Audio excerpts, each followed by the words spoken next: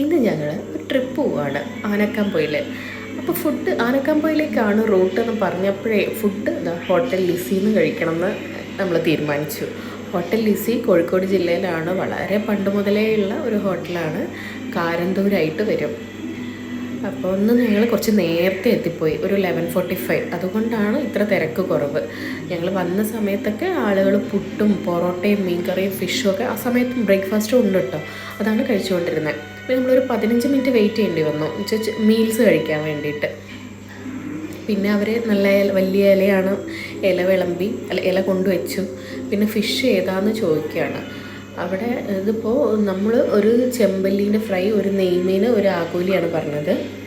അല്ല, ആകൂലി ഐക്കോറയാണെന്ന് തോന്നുന്നു. അതുകൂടാണ്ട് കല്ലുമ്മക്കായ് ഫ്രൈ, ചെമ്മീൻ ഫ്രൈ ഒക്കെ ഉണ്ട്. ഇത് മൂന്നും നല്ല അടിപൊളി ടേസ്റ്റ് ആയിരുന്നു. മുമ്പ് കഴിച്ചപ്പോഴും ഭയങ്കര ഇഷ്ടമായതുകൊണ്ടാണ് നമ്മൾ പിന്നെയും കാത്തിരുന്ന് ഇവിടെ തന്നെ വന്നത്. അതിന് മുകളിൽ ഇങ്ങനെ കുറച്ച് ക്രിസ്പി ഭാഗമൊക്കെ ഉണ്ട്. അത് മാത്രം കൂട്ടിയിട്ട് നമുക്ക് ചോറ് കഴിക്കാം. പിന്നെ ഓരോരോ വിഭവങ്ങളായിട്ട് പതുക്കെ പതുക്കെ വിളമ്പാൻ തുടങ്ങി.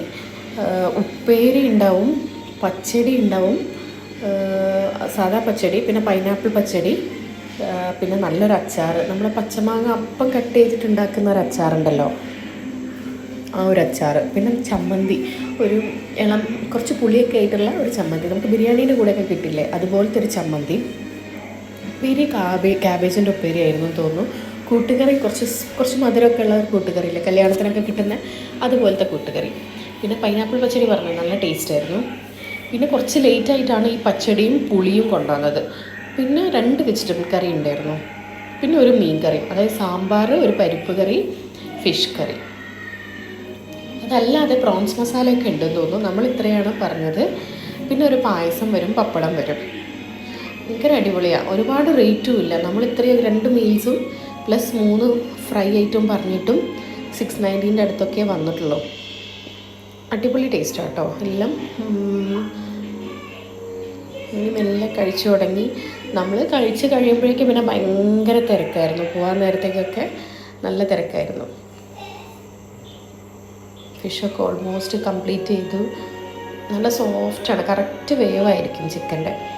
കോഴിക്കോട് വരുന്നവരൊക്കെ അപ്പോൾ എന്തായാലും വന്ന് ട്രൈ ചെയ്യണം. ഇങ്ങനെ ആ പുളിക്ക് വരെ അത്രയും ടേസ്റ്റാണ്. ഇതാണ് പായസം. ഇതൊരു അടപ്രഥമനായിരുന്നു. തിരിച്ചു പോകുമ്പോഴേക്കും കണ്ടോ നല്ല തിരക്ക്.